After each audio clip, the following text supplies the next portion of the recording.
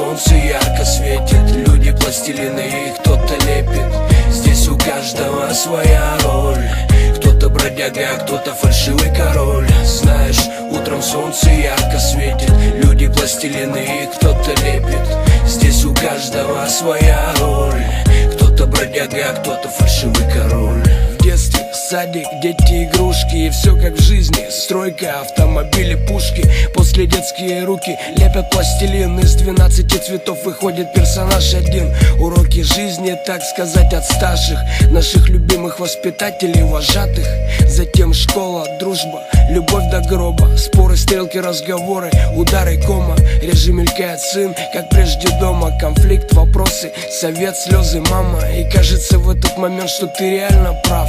Но проходит время, ты взрослеешь и меняется нрав. Появляются какие-то заботы, мысли о работе. Так как хреново идут дела в учебе. Появляются новые лица, пыльные тропинки, камни и грязь на пути.